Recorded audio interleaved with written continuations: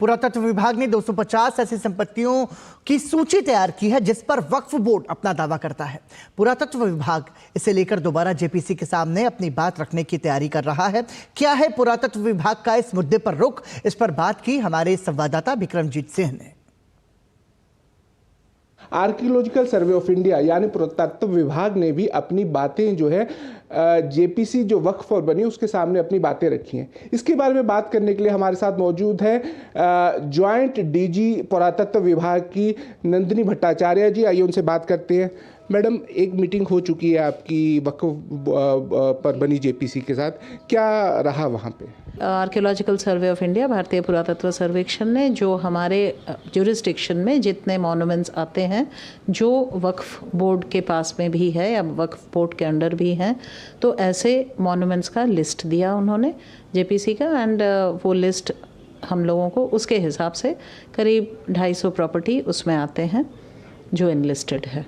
अमासरा, जिसको हम लोग बोलते हैं ancient monument sites and archaeological remains act, जो 1958 में फॉर्मुलेटेड हुआ था, इस एक्ट के तहत हम हर एक जगह पे ये डिसाइड करते हैं कि जो भी नेचर ऑफ द मॉन्यूमेंट है उसको हम अपने as nationally important central monument हम डिक्लेयर करें या नहीं, एक नेशनल स्मारक उसको हम डिक्लेयर करें कि नहीं, monument of national importance declare करे कि नहीं। उसमें बहुत सारे क्राइटेरिया रखे हुए हैं जिसके बेसिस पे हम ये डिक्लेयर करते हैं।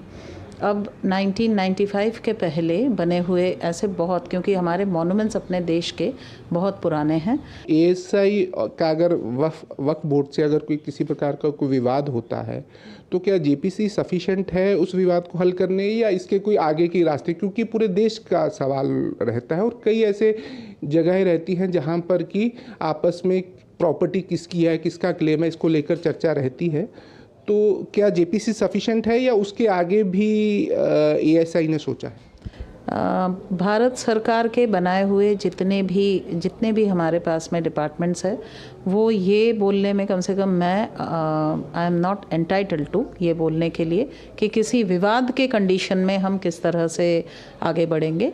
पर मैं ये ज़रूर बोल सकती हूँ कि हमारे जितने भी स्मारक हैं, हमारे जितने भी मॉन्यूमेंट्स हैं ऑफ नेशनल इम्पोर्टेंस, ये हम लोग मेंटेन करते हैं, डिक्लेयर करते हैं under the act of ancient monuments and archaeological sites and remains. तो ये थे joint director DG Nandini Bhattacharya ji, जिन्होंने साफ तौर पर बताया कि किस प्रकार से जो वक्फ पर जेपीसी बनी है उसको लेकर क्या रुख रहने वाला है एएसआई का और किस प्रकार से उन्होंने अपने विषय को रखा है।